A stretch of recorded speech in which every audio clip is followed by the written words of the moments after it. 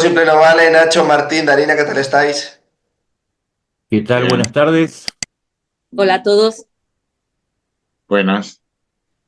Bueno, lo primero, muchísimas gracias como siempre. Vamos a hablar de Ucrania, que hay mucho de lo que hablar. Y Martín, quería empezar por ti. La última noticia y la más relevante es el atentado contra el alto mando de general ruso, ¿no? Esa, para mí, bajo mi punto de vista, buena noticia. Sí, lo que pasa es que fíjate que has utilizado la palabra atentado. Bueno, si la queremos dar un aspecto neutro como una palabra normal, pero inevitablemente cuando hablamos de atentado, nuestra cabeza se nos va a un acto terrorista, ¿no? Es un acto terrorista. Mm. Yo creo que no lo es, lo digo porque hay un cierto debate, sobre todo propiciado por un ámbito de desinformación rusa, que parece ser que si se mata a un alto mando militar fuera del campo de batalla, se pretende identificar con terrorismo, y esto no es verdad. Es un objetivo militar señalado, además, que ha sido eliminado por parte de uno de los dos contendientes. Lo digo porque a nadie se nos ocurriría pensar que, por ejemplo, el atentado, utiliza la misma terminología, contra Heydrich, el líder o digamos, el gobernador nazi de Checoslovaquia, en 1943, fue un atentado terrorista. Es un acto violento, pero es un acto militar. Lo digo porque a veces tendemos a llamar terrorismo aquello que no lo es, dependiendo un poco de lo que interesa al relato, ¿no? Los actos violentos forman parte de la guerra. La guerra es una picadora de carne en su esencia. Que haya un bombardeo sobre lo digo por establecer un poco el paralelismo. Yo me acuerdo hace unos meses los rusos bombardearon con un misil un centro militar ucraniano y murieron reclutas o soldados fuera del frente. No es un acto no es un acto terrorista, es un acto militar.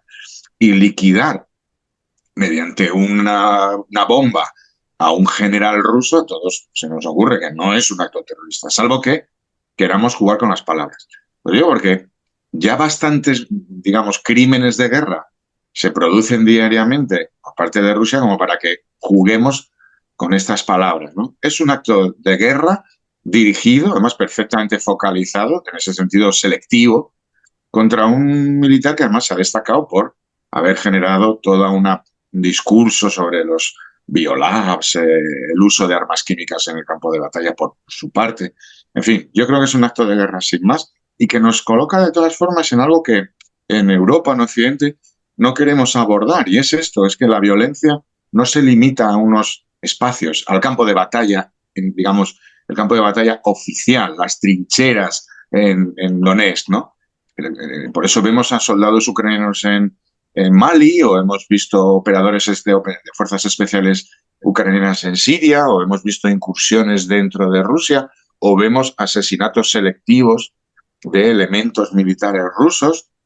Que decir, forma parte de la guerra, solo que es una guerra, digamos, no bonita, no lustrosa, no de uniformes, no de bandos claramente, aquí están los buenos, aquí están los malos. Es que la guerra es sucia, ¿no? Porque la guerra básicamente es, lo que decía antes, una picadura de carne. Darina, ¿cómo se ha visto desde allí este mágico movimiento por parte de Ucrania hacia Rusia?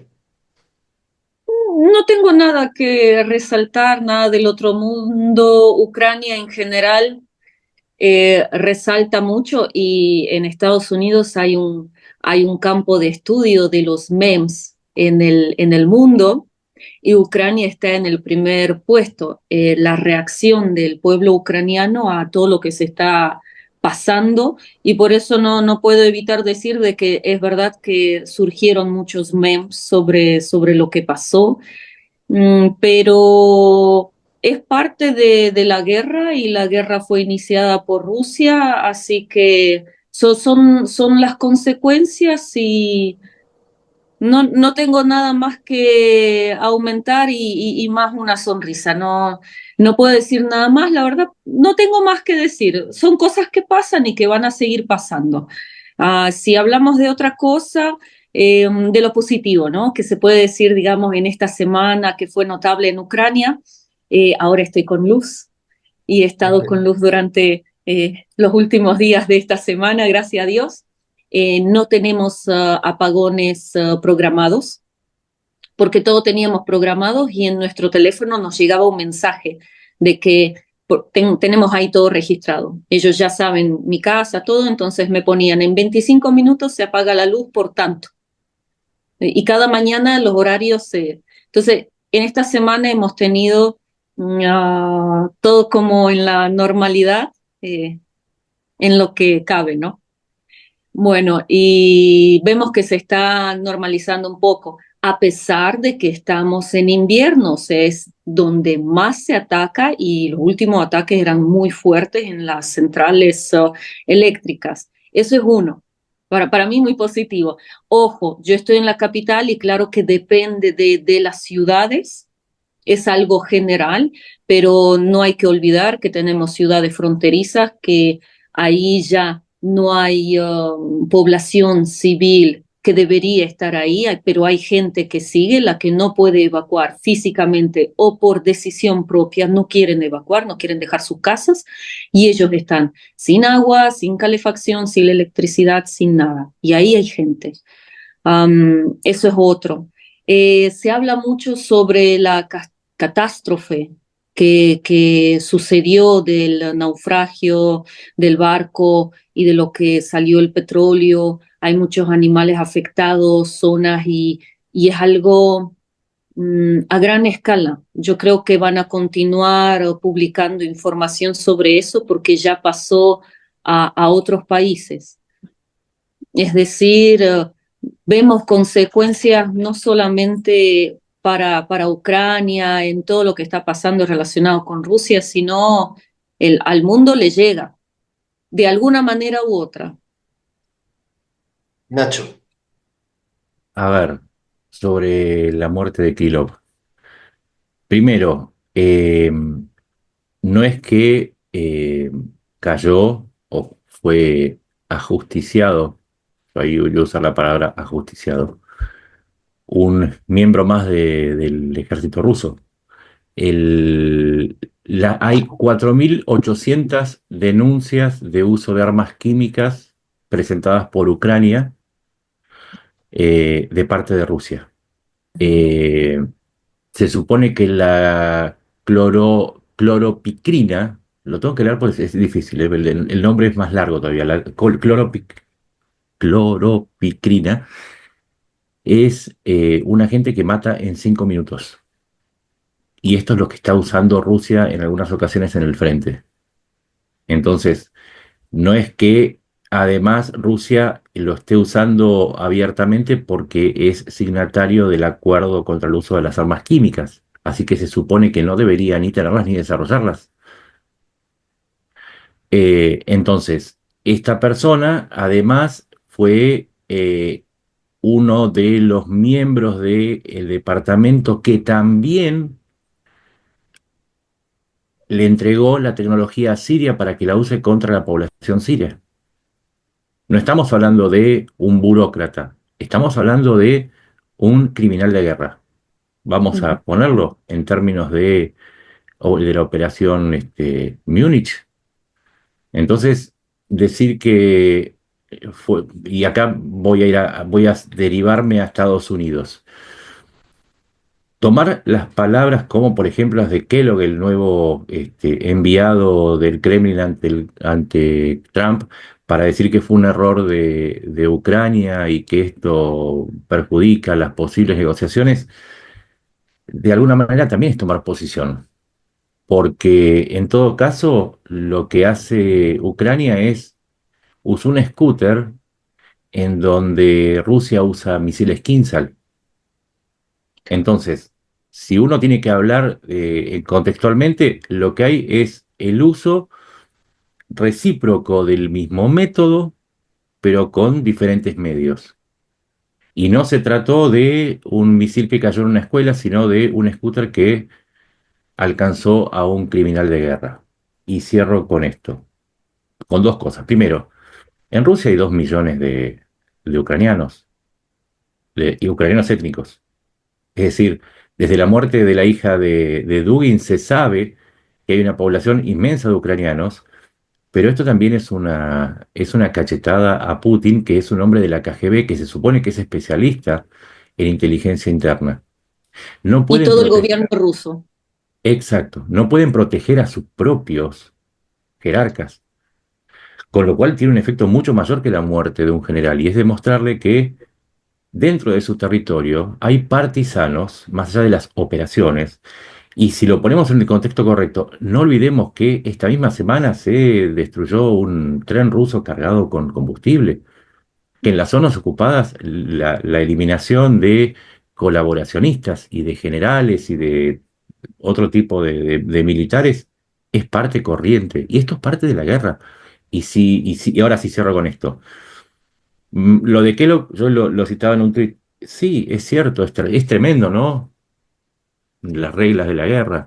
Y entonces Estados Unidos, cuando mató a Yamamoto, que derribó su avión para acelerar el fin de la guerra, entonces Kellogg va a renunciar a su grado militar porque este tipo de prácticas, que no las considera honrosas, van en contra de sus principios porque su propia tradición militar la tiene, ¿no?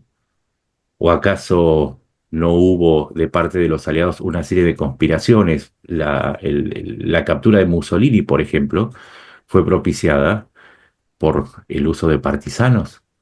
O sea, las operaciones detrás de la línea del frente son algo absolutamente normal, como también lo hizo Israel, a quien Kellogg aplaudió. Entonces, me parece que hay una línea muy hipócrita en cómo se trata este asunto, que es parte de la guerra. Y si mañana Rusia hace lo propio en Ucrania, lo vamos a tomar como lo mismo, porque es parte, es otro escenario. No se trata de hacer lo mismo que uno critica, es parte de la guerra. ¿O acaso cuando las columnas que quisieron entrar a Kiev no se les adelantó un grupo de cadirovitas con la misión específica de eliminar a Zelensky y al gabinete? Entonces, ¿de qué estamos hablando? Se trata de eso, se trata de ir y buscar el contexto adecuado. Rusia usa armas químicas, era un criminal de guerra de esta guerra y de la de Siria, y criticar lo que después se alaba en otros escenarios probablemente sea lo más preocupante, y es que creo que Estados Unidos está cayendo en un discurso prorruso, y Kellogg es una avanzada este cambio discursivo. Martín, ¿qué te parece todo lo que contamos? No, totalmente de acuerdo. Es decir, primero aclarar los términos. Yo creo que ahora ya sí se puede hablar de un acto de guerra, sin más, de los que se suceden en todas las guerras, incluso las americanas. Quiero decir, Estados Unidos ha ejecutado bombardeos selectivos o ataques selectivos. Lo digo porque el Soleimani. instrumento. Claro, por ejemplo, es que yo estaba pensando, digo, en el caso de Irán, a ninguno se nos ocurriría pensar que Estados Unidos ha cometido un acto de terrorismo por liquidar al jefe de la Guardia Islámica, de la Guardia Revolucionaria de la República de Irán, ¿no?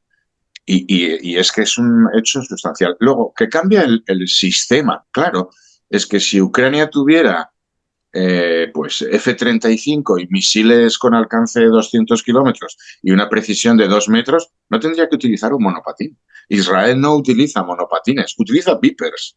Pero Ujú. todos entendemos que eso no es un acto de terrorismo, porque son objetivos seleccionados y objetivos de carácter militar. Ya está. Esta es la línea que diferencia el terrorismo de los actos de guerra, cuando el objetivo es legítimo. El instrumento concreto, como si hubiera sido que le han tirado 5 piedras, quiero decir, eso ya es un instrumento. A partir de ahí, luego podemos hacer todos los juegos políticos que queramos, que yo creo que es un poco por donde viene Kellogg, ¿no? Mantener, que es un poco, yo creo, la tara que domina no la política americana, sino la política occidental. No, bueno, se pueden matar a miles de rusos en el frente, pero a sus líderes no. Bueno, yo esta lógica no la entiendo. ¿Y dónde está el límite de los líderes a los... Un general ruso puede ser liquidado por un francotirador ucraniano a 3 kilómetros de distancia en el frente, pero no puede ser liquidado por un francotirador ucraniano fuera de lo que todos entendemos como estrictamente el frente, que es que las guerras solo se juegan en el frente. ¿En qué anchura tiene el frente, por entendernos? Es decir, todo esto nos lleva a una lógica absolutamente demencial, que no tiene ningún sentido, ni siquiera para cuando a Estados Unidos se le aplica a sí mismo. Luego, no es una lógica militar, no es una lógica exacta, sino es una lógica política. Preservar o dar la sensación de preservar a una cierta élite rusa, porque lo que en realidad subyace a todo ese discurso, es como cuando lanzaron aquellos drones sobre el Kremlin, es preservar a una élite rusa porque se asume, y este es el gran prejuicio, que esa élite rusa intocable son los que van a lograr que no desaparezca Rusia. Es decir, como tenemos miedo a que Rusia se hunda, consecuencia de sus propios errores y derrotas en el campo de batalla, entonces hay que preservar a la élite, incluyendo generales que son claramente criminales de guerra. Y por supuesto al propio Putin. Cuando la lógica debería ser la contraria. ¿Nos podemos imaginar cuánto duraría la guerra si mañana Putin muere? ¿Estamos seguros de que Rusia continuaría la guerra con su situación económica, social, de empantanamiento militar? Si de repente desaparece Putin, muere, aparece muerto, Continúa. continúa. Pero los líos internos que se producirían en Rusia permitirían a Rusia como una entidad continuar la guerra. Yo tengo mis dudas, porque iban a surgir intereses muy contradictorios dentro de Rusia. Darina, ¿quieres comentar algo que están diciendo? Sí, sí. Bueno, yo creo que si Putin muere va a haber otro Putin. No, no hablo del que de las copias de Putin, sino de que va a salir otro. Si hubiera, digamos, en el caso de en vez de Putin saldría Navalny, que ya no está vivo, igual sería un Putin más imperialista, que compara a Crimea con un sándwich, que a los ucranianos les ve como propiedad de Rusia. Ahora tratan de, en el occidente, elevar a la supuesta oposición rusa que se mantiene del dinero del occidente, porque el occidente trata de promover, de mostrar que hay una Rusia que quiere luchar por la libertad y hasta les da dinero, les ayuda para que hagan las manifestaciones y todo, pero en esas manifestaciones salen otras narrativas, no sale. Pero a lo que se estaba hablando también, cito, miedo a que se hunda Rusia, ¿verdad? Yo también es muy curioso, noto en todos los campos, si hablamos de los campos de la cultura, por Dios, pero qué miedo que se hunda, porque más que Rusia, Europa y otros países defienden tanto a Dostoyevsky, el chauvinista más grande que dejó tanta cultura chauvinista y lo promueven, que no lo han leído si tanto lo adoran. ¿Por qué tienen tantas ganas de, ni ellos, no es ni la comunidad rusa, es la propia comunidad ya, digamos, de Alemania, de Italia, de España, por ejemplo. Son ellos los que están imagínense qué trabajo que hizo Rusia, que ni propia Rusia tiene que defender su cultura, digamos, este campo que estoy ahora resaltando, que lo hace la otra gente sin tener comunidad rusa activa. Se habla de ahora por las Navidades hacer cascanueces o no hacer cascanueces. No, ¿cómo no vamos a hacer cascanueces? No hay nada más en el mundo, no existe nada más. Tiene que haber cascanueces, tiene que haber lado de los cisnes y tiene que haber un ballet ruso. ¿Por qué otro ballet no existe, verdad? Y los propios países europeos y otros, en América Latina también, pero ahora estoy resaltando Europa, quiere conservar, ni los rusos lo defienden. Y es algo impresionante que yo no puedo explicar. Ahora vamos a la parte ucraniana. Ucrania está tratando de hacer de todo, ahora hay una estrategia de comunicación del Ministerio de Relaciones Internacionales, del Ministerio de la Cultura y Comunicación Estratégica, todo, para comunicar más, para mostrar cómo la cultura ucraniana, que somos aparte de Rusia, somos toda una entidad aparte. Miren, UNESCO, que reconoció la puisanka, el huevo decorado ucraniano, que reconoció el kobzar, el arte de los kobzar, los que están con bandura, con lira. Todo eso es esa lucha ligera, como le dicen, cultural. Rusia no lucha por eso y la gente hace todo un escándalo. Yo, por ejemplo, tal vez lo pueden comentar, yo no lo puedo explicar. ¿Cuánto trabajo hicieron para que, no sé, los propios italianos lo hagan, ¿no? O por ejemplo los propios españoles, no los rusos? No necesitan ni mover un pelo. Y otra cosa, igual de lo que se habló de cuántos ucranianos hay en Rusia, yo no puedo decir, seguramente ahora no me acuerdo la estadística de cuántos descendientes ucranianos hay en Canadá, que es donde hay la comunidad ucraniana más grande del mundo, ¿no? Registrada. Pero en Rusia hay más. Simplemente digo a la gente que puede fijarse cuánto hay en Canadá, la comunidad ucraniana. Bueno, en Rusia hay mucho más. Y por supuesto, es la comunidad, supuestamente, ¿no? La diáspora ucraniana más grande del mundo, pero tienen prohibido desarrollar su idioma, no hay escuelas en ucraniano, no hay literatura en ucraniano, hay persecución de uso de idioma ucraniano, todo lo que ellos dicen que supuestamente hay en Ucrania, todo eso hay en Rusia. Y esa comunidad, sí, son partesanos. Y si hay rusos que me escuchan, a mí nunca me gusta dirigirme a los rusos, pero si hay rusos que me escuchan, nosotros sabemos su idioma y estamos adentro de su país. Nacho. Y no, y además de partisanos, recordemos que hay dos grupos de rusos que pelean contra Putin, es decir, eso no lo tienen, salvo por los colaboracionistas del Donetsk, pero no hay dentro del territorio libre de Ucrania grupos rusos. Se había detectado alguno en Odessa en algún momento, pero no tuvo mayor peso, no hay. Recién miraba que también hubo en Krasnodar y en Berdiansk otros oficiales rusos asesinados, incluyendo algunos que estaban dedicados a la tarea de bombardear a Ucrania. Pero no es simétrico porque, y ahí voy a un poco a lo que vos preguntabas, me da la impresión que la motivación es tan diferente, digo, la de invadir un país que la de defenderse es tan diferente, que ese extra que se necesita para ser partisano, eh, se dan las condiciones para que haya ucranianos y haya rusos, pero no se da para que haya en Ucrania.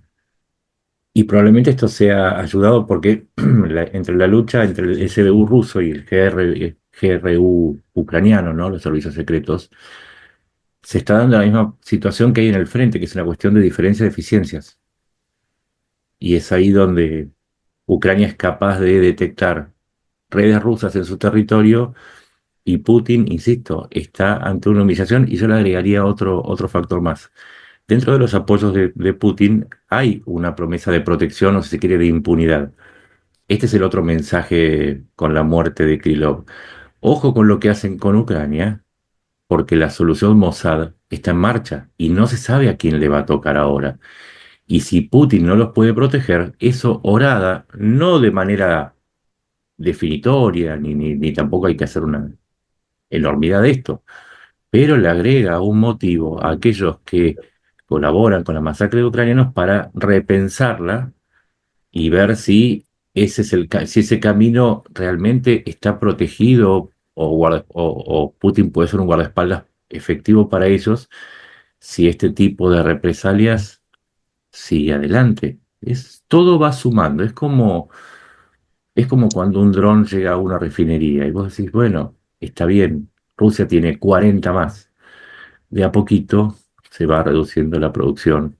Un día uno, otro día otro. Este es el cuarto alto oficial. Y son medidas, es un poco lo que recién decía Martín, es otra forma de hacer la guerra. Y vos, Darina, lo confirmás con esto, porque Ucrania tiene con qué, y porque hay una motivación diferente, y porque los ucranianos a la fuerza fueron desplazados muchos a Rusia, y bueno, Putin ahora a disfrutar las consecuencias de tus decisiones. Y esto es lo que deja la muerte de Kirillov. Si él, no sé, me da la impresión que Rusia no está entendiendo, a pesar de que todo el tiempo se le está marcando, que no se está enfrentando a un enemigo inerte, sino un enemigo bastante más creativo de lo que suponía desde hace ya más de 1000 días. Mira, quería, como preguntaba antes Darina, esta idea de por qué en Occidente, por simplificarlo, se da tanta importancia digamos, incluso a hechos culturales, ¿no? O tenemos ese esfuerzo en sostener la idea esta de Rusia inamovible con sus valores o las líneas rojas, que a veces ni siquiera son líneas rojas rusas, sino son líneas rojas que Occidente se pone a sí misma o necesita respetar para sentirse, digamos, dentro de un statu quo. Yo creo que el problema es hasta cierto punto, la vagancia o la necesidad de reconocer cosas muy sencillas. Dostoyevsky, como representante, o como ponía ya muy bien el ejemplo de, en Navidades tiene que estar siempre determinada música, cascanueces. Bueno, pero es que es rusa. Bueno, no nos importa, es que Rusia forma parte de la comunidad internacional. La necesidad de que todo sea reconocible, de que todo sea cómodo, de que todo permanezca. Al final es un esfuerzo, yo creo que en este caso baldío, a largo plazo baldío, por aparentar la normalidad en un contexto que es claramente anormal. Y no digo desde el año 22, sino desde el año 2014. Porque en el fondo hay miedo. Esa necesidad occidental, el ejemplo de Kellogg, ¿no? No, han matado a un general ruso. Bueno, esto puede originar una escalada militar. Y dices, bueno, pero es que es un general. Ha muerto un general. Si hubiera muerto porque le han tirado un misil a un helicóptero, no lo diríamos. Pero como lo han matado con un patinete, ya parece que hay este esfuerzo constante. Y yo creo que tiene que ver por la necesidad de tener una referencia sencilla. La comodidad de 100 años, por decirlo así. Lo digo porque a mí hay una cosa que me sorprende mucho más y es, en Occidente en general, sobre todo al principio de la guerra, había que esforzarse, a mí me ha pasado, esforzarse por explicar que Ucrania es diferente a Rusia, que el ucraniano es diferente al ruso, que las costumbres, y lo digo desde un país, España, en el que tenemos rivalidad de una ciudad con otra a 20 kilómetros. Yo, por ejemplo, que soy de Asturias, hay dos grandes ciudades, Gijón y Oviedo, la distancia son 20 kilómetros. Y prácticamente como que fuéramos de continentes diferentes. Y vivimos a 20 kilómetros, porque Gijón está en la costa y Oviedo es la capital en el centro, ¿no? Y ya eso es casi motivo de guerra por los próximos 200 siglos. Bien, pues la misma gente que aquí tenemos una afán cainita de diferenciarnos de nuestro vecino, de nuestro vecino de la escalera, queremos ver el resto del mundo, yo incluso lo amplificaría, la Europa del Este, nos parece todo igual, o queremos verlo todo igual, porque durante mucho tiempo era Moscú, era la Unión Soviética, y todo lo que quedaba de ese lado es igual, y dices, no es posible. Entonces, esa necesidad de seguir identificando en el otro lado, en el este, una masa homogénea, algo sencillo, explicable, cómodo para nuestra perspectiva, hace que repitamos estereotipos. Incluso luego ya hay ciertos intereses mucho más, digamos, más perversos, protagonizados, digamos, desde Moscú, que promueven este discurso, ¿no? Bueno, los ucranianos son rusos un poco desviados, ¿no? Son teorías que se emiten en público. En España yo las tengo explicadas, por supuesto, todos los prorrusos españoles no hablo de rusos, todos los prorrusos españoles te vienen a contar que, bueno, que Ucrania poco menos que es un acento del ruso, el ucraniano, y que las costumbres son todas ellas. Nosotros, que diríamos que los portugueses son casi de otro continente, que los italianos son gente que no tiene nada que ver con los españoles, que los de León no se parecen en nada a los de Castilla y los de Galicia no se parecen en nada a los de Asturias y los de Madrid no se parecen nada a los del pueblo de al lado, Toledo. Bien, pues nos empeñamos en homogeneizarlo todo, en parte fruto de nuestra ignorancia y en parte fruto de nuestra comodidad. Así no tenemos que esforzarnos.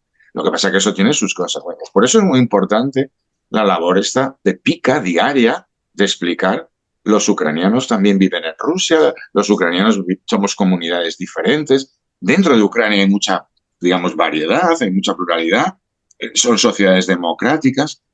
Cambiar ese discurso, porque si no al final la comodidad, la vagancia en definitiva nos lleva bueno, son todos iguales, ¿qué más nos da? Los chinos son todos iguales, ninguno diferenciamos a los chinos. Es un poco el mismo argumento cómodo.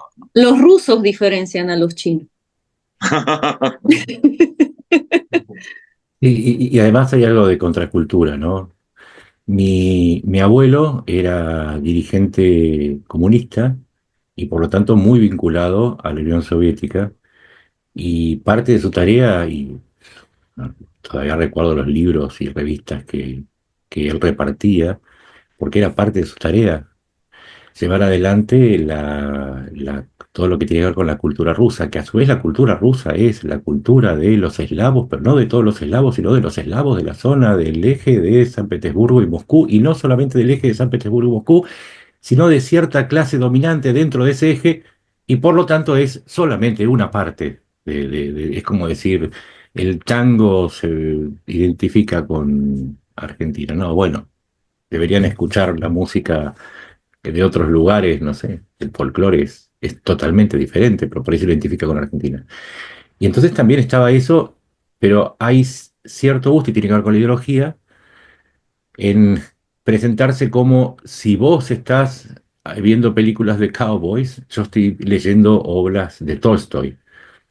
Si vos usás esos jeans que son de la cultura de Estados Unidos, déjame que te muestre cómo yo uso ese pañuelo y me parezco a una señora de no sé, de una calle de Moscú. Entonces también hay mucho de eso, ¿no? Que a veces el colonialismo es cultural.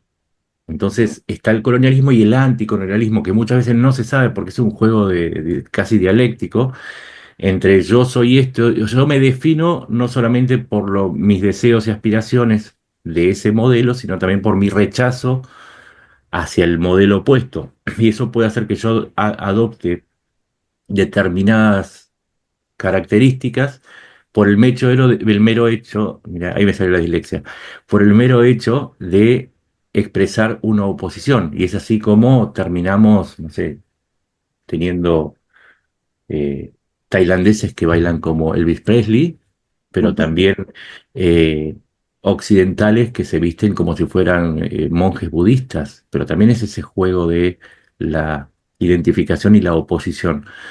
Pero, insisto, no es ni siquiera la cultura rusa, es una parte de la cultura rusa que viene con una acción de propaganda empezó en el 17, 1917, ya tiene más de 100 años y es natural que en algún momento haya hecho eclosión y más ahora si se identifica con determinada línea ideológica autocrática en donde a través de de la elección de determinados signos culturales uno expresa el apoyo, y no solamente el apoyo ideológico, sino también un compromiso más que político, sino un compromiso muy estrecho con esa línea ideológica. Es decir, te pones la bandera de Rusia y te escribís una Z, no porque te sientas ruso, sino porque te identificás con las ideas, los métodos, los líderes, pero eso no va a quitar que seas un pelotudo. No, eso lo digo, porque hay que tener un No, poquito de personalidad, ¿no? También. De vez en cuando sería bueno comprarse una personalidad propia o desarrollar una personalidad propia antes que comprar una hecha. Promoción válida para si te vestís de Z o de rapero, teniéndolo en la cara el Papa de Cusco. Y lo digo siendo descendiente de precolombinos. de hecho, no sé si quieres comentar algo al tema al respecto, sino lo que comentaba al principio de Arina, Yo sí tengo algo que decir. sí. Lamentablemente, no sé la opinión de ustedes, siento que estamos en los días previos a un vuelco de Trump a favor de Rusia. No sé si ustedes tienen la misma impresión.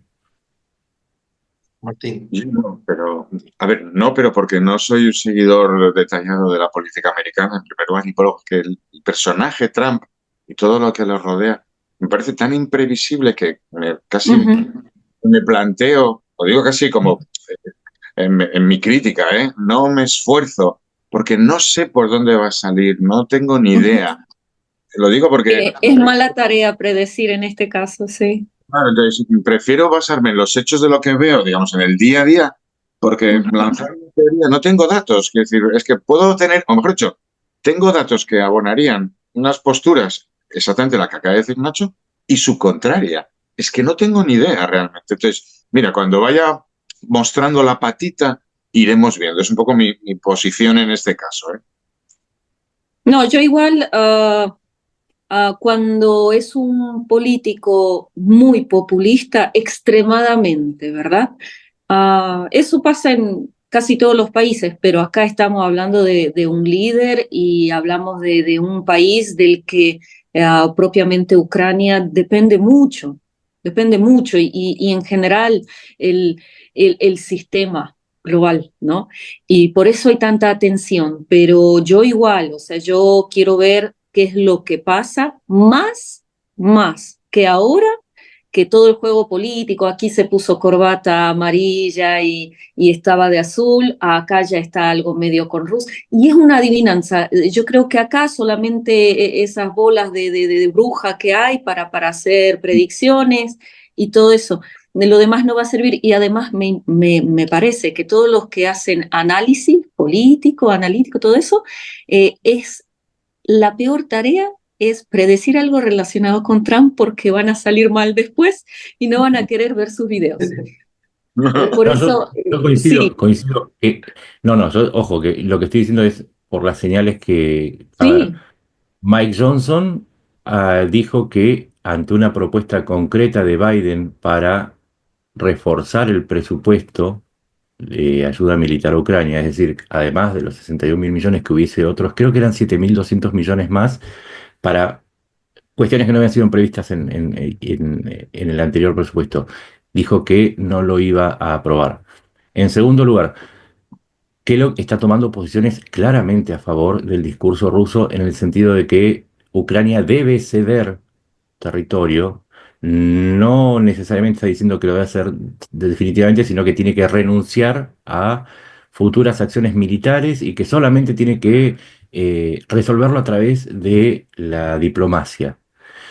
Cuando el propio Zelensky está diciendo no tenemos medios para recuperarlos, y es precisamente porque no nos están llegando, entonces de esa manera se está acoplando mucho esta idea de que Ucrania es la que no está aceptando, y mientras es desde el discurso, y esto es real, esto no es, lo pueden corroborar ustedes, desde el discurso se tiene una mirada absolutamente crítica hacia una supuesta intransigencia de Ucrania, que todavía no dijo que no, dijo solamente que no vamos a negociar territorios, y desde las usinas de Maga una mirada absolutamente condescendiente que no ni siquiera critican que Putin ya les dijo desde 7 lugares distintos, desde 7 posturas diferentes, que no va a aceptar el plan de Trump. Entonces, en ese preposicionamiento, y yo coincido con ustedes, Trump es un político líquido que se adapta al envase del momento. Y en ese sentido sí, es imprevisible. Y se le deja hacer. Ahora, Trump es lo que finalmente le dejan hacer. Es un eso. narcisista que después el mundo le dice, no, no tenés 40 años, ni sos un galán, ni sos bonito. Basta de hacerte el galán. Es más o menos lo que el mundo le dijo durante toda su presidencia y no cumplió con el 40%, está medido, el 40% de sus promesas electorales. Ahora bien, lo que a mí me preocupa, y es un poco lo que hablábamos antes, de la cuestión cultural, ¿hasta qué punto este preposicionamiento no está vendiendo en consonancia con la propaganda del Kremlin la idea de que Ucrania no es la agresora y se reemplaza es la agresora, que Rusia no es la agresora y se reemplaza la noción de Ucrania agredida por la noción de Ucrania intransigente que no quiere la paz? Cierro con una cosita. No sé si fue Putin que habló de los acuerdos de Estambul. Mm. Los acuerdos de Estambul.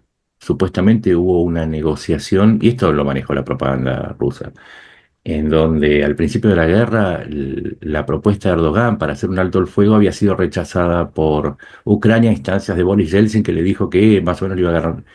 Después se supo que no fue así, sino que las condiciones que ofrecía Rusia eran de una rendición incondicional y una entrega de territorios, más la entrega del país en realidad.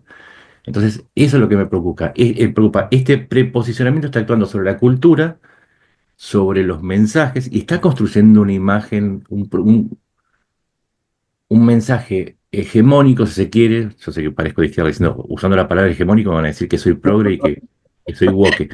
Pero sí, está construyendo un discurso hegemónico de que Ucrania no quiere la paz y lo único que quiere es seguir la guerra y gastando el dinero de los contribuyentes estadounidenses. Me preocupa mucho eso.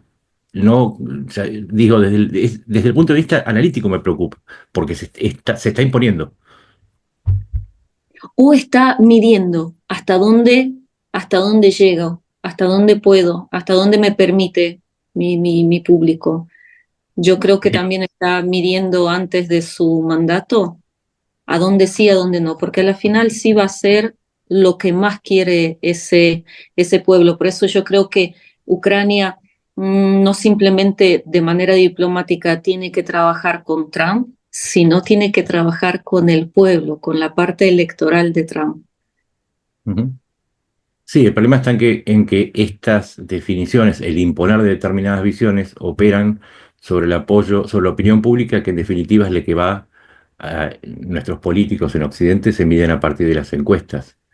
Si esas encuestas indican que Ucrania no merece ser ayudada, entonces el triunfo se da en ese campo y después se opera en el campo militar.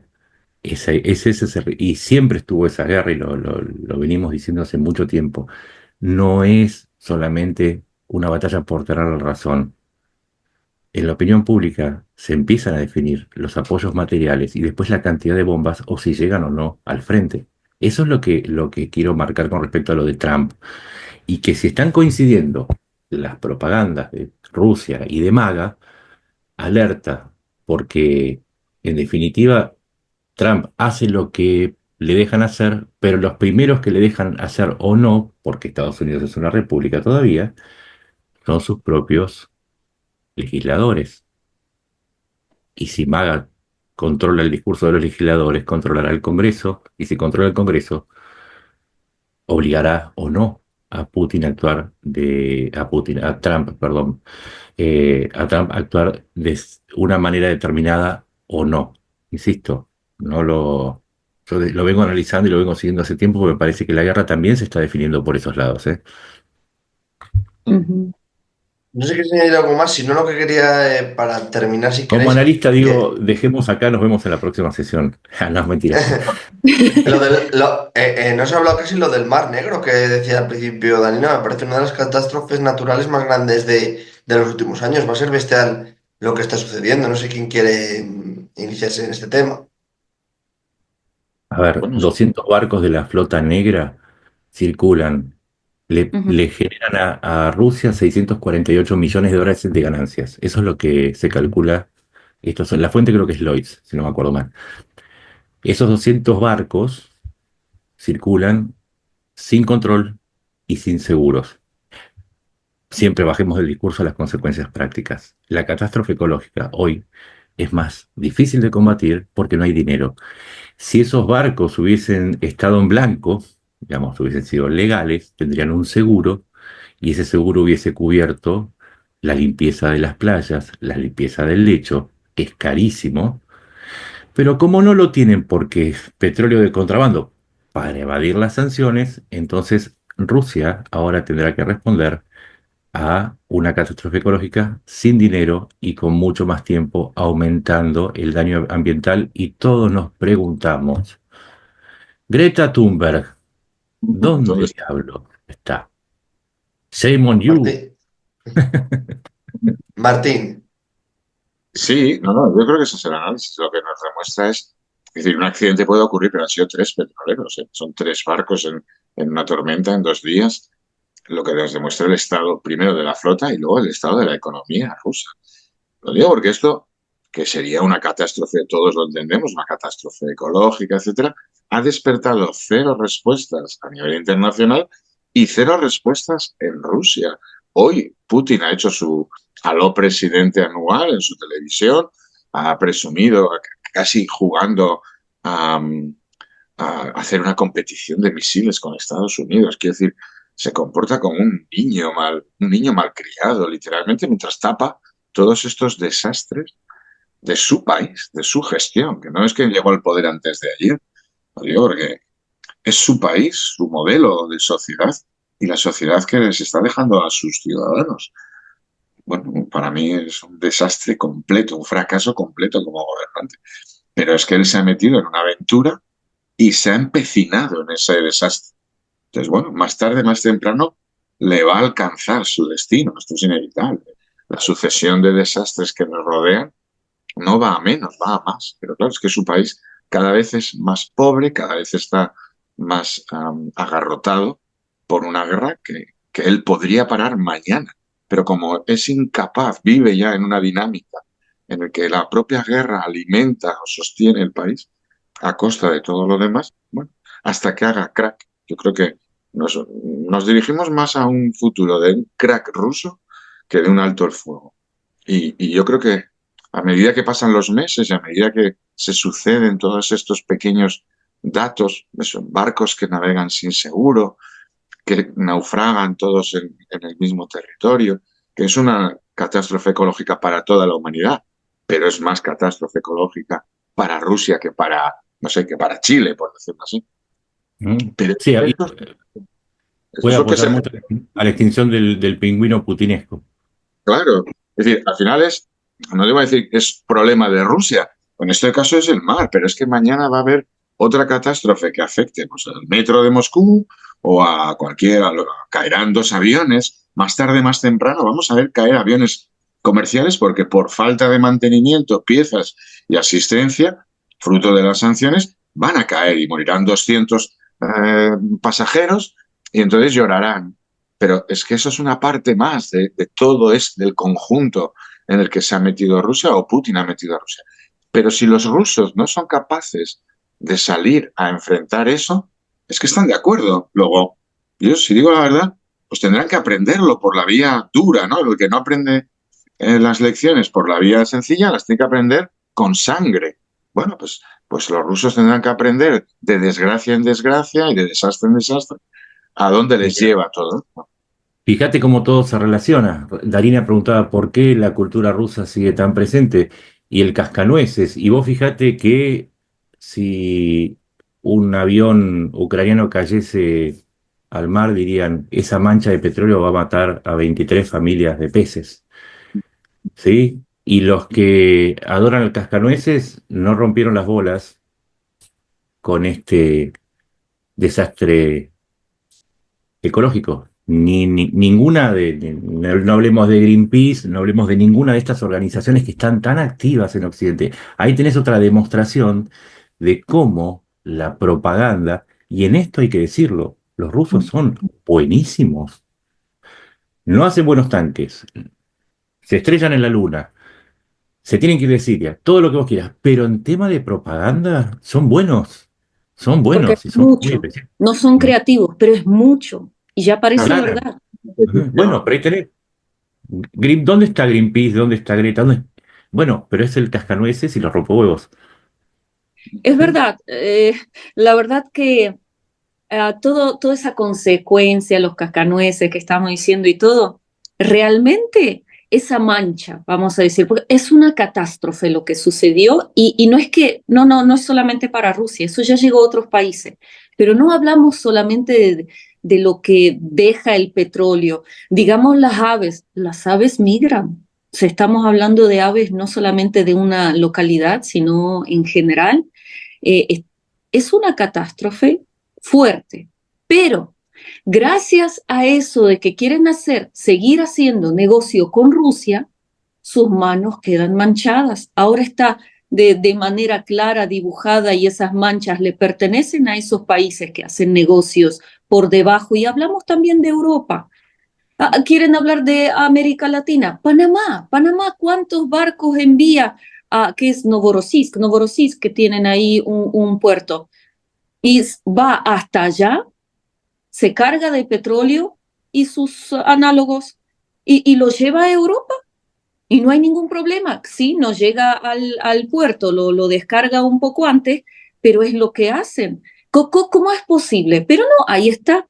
Y algo que está por debajo, esa flota en sombra, y nadie se hace cargo y nadie hace escándalo. Pero eso va a llegar a la casa de cada uno, no, no, hasta Chile también puede llegar, porque esas aves puede ser que migran a Chile y tal vez ya no vayan a venir. Es algo mucho más de lo que pensamos, pero como Greenpeace no está hablando nada, entonces no lo sabemos porque no nos especializamos en eso. Las que sí van a migrar, y volviendo al tema de Krylov, son las palomas asesinas que llevan virus especialmente diseñados para atacar a los eslavos que se producen en esos laboratorios a 400 metros de profundidad, repletos Acá en de... mi cuarto tengo, Sí, ya no, tengo no, unas sí, 20 preparadas. no, si acá los Illuminatis tenemos todos los planos de todo. Eh, pero ahí, de nuevo, la propaganda, te das cuenta, ¿no? Que nadie está diciendo quién es este Kirillov, y Ujú. no se usa para desmontar el bulo del laboratorio intraterreno. Vuelvo a decir, la tarea es larguísima y hay que seguir desmontando una propaganda que, hay que decirlo, lleva siempre las de ganar porque como cuando usa la carne, la máquina de picar carne en el frente, manda la masa y yo cierro con esto. Espero que además se sepa que así como hay norcoreanos, o sea, gente de otros países combatiendo en el frente ruso, se sepa pronto, y ya Francia dio un indicio, Estados Unidos también, quiénes son los norcoreanos que en el resto del mundo están colaborando para reforzar esa masa de propaganda que no solamente está formada por rusos, sino también por gente que a cambio de dinero o por convicciones ideológicas está ayudando a propagar la propaganda rusa, valga la redundancia, y son muchos, y es la masa, y lo logran, pero del otro lado seremos pocos, pero tenemos el arma secreta y es que tenemos el chequeo y que podemos demostrar que no estamos equivocados y aparte no recibimos dinero. Por lo menos los reptilianos Illuminatis lo hacemos porque queremos conquistar este planeta y nada más que por eso y no lo hacemos por dinero terrestre. Pinky el cerebro, soy. Claro. Bueno, chicos, no sé si queréis añadir alguna cosa más y no lo dejamos aquí. Nos vemos otra semana, ¿vale? Muy bien. Pues muchas gracias y un fuerte abrazo. Igual. Gracias. Wow, Ucrania. Feliz Navidad para todos. Feliz Navidad, eso es.